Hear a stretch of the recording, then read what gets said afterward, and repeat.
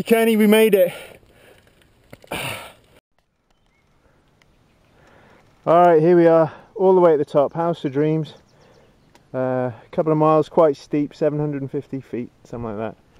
So how was it, Kenny?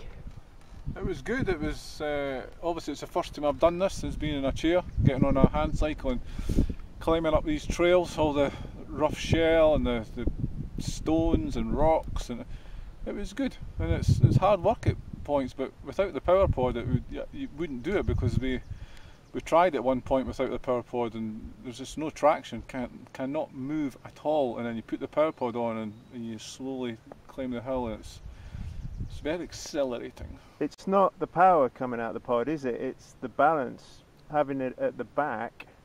Yeah, I mean there's no weight at the front, so the wheels just turn and turn, and with the power pod having that bit of power at the back, it gives you that extra drive, and then off you go up the hill. And you need to use very little power. You don't need much at all. I think that thing would last a long time, because you just got it squeezed on just a little bit. Yeah, the battery would last a long time because you're using so little power, and then obviously just now we're going back down the hill, so we're not going to touch it. No power at all. So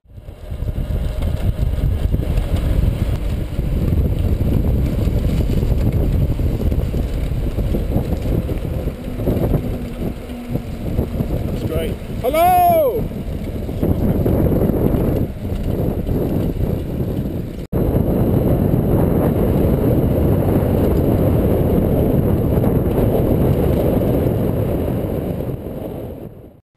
Okay, Kenny, two things, the Intrepid and the power pod. Let's do a quick evaluation. What did you think of the Intrepid? the Intrepid is a good bike for off-road. It's sturdy, well made, robust. You sit upright, you can see what's going on, lots of bum clearance. It's very good. A few adjustments need made so it's adjusted specifically for the individual that's on it. But with those adjustments, it would be a great bike for off-road, definitely. All right, what are the downsides of this thing? Downsides, it takes a bit of time to turn corners. I don't think there's any downsides if you set it up specifically for the individual. Yeah. You know, it's meant to be big and robust and look tough and yellow. Definitely yellow. Banana yellow. Banana yellow. What about it on the road? Because we were doing that trail afterwards, and we were doing maybe 20. I mean, it rolled well on the trail considering the tyres it's got on. Yeah. But it's not really set up for the road so much. We were doing about 20 miles an hour. Yeah, I mean, I think it's okay for leisure. Yeah. Great for leisure, but any more than that, and you know, it's not. So you wouldn't want to be pushing it on the road. You certainly wouldn't be racing it or anything. Certainly not. And, No, and okay. if you want to go anywhere fast, Get a race bike. Get a race bike.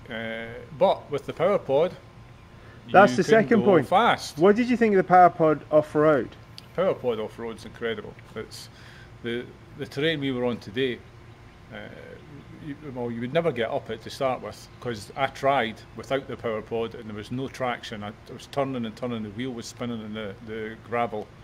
So if you'd had an electrified front wheel, what would have happened to It'd you? have been the same as me trying to do it without the power pod. It would have sat in the hole and got bigger and bigger.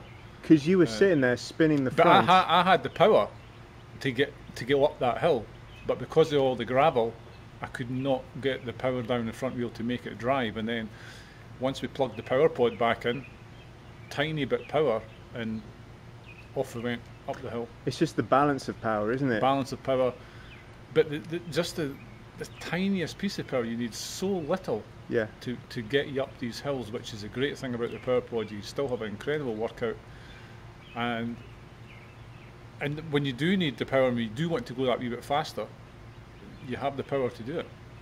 It's a fantastic off-road, the power pod, and it's fantastic on-road, and we will prove that tomorrow. Tomorrow we're going on the road. We're going on the road tomorrow. Excellent. And the power pod will be fitted to the Force X.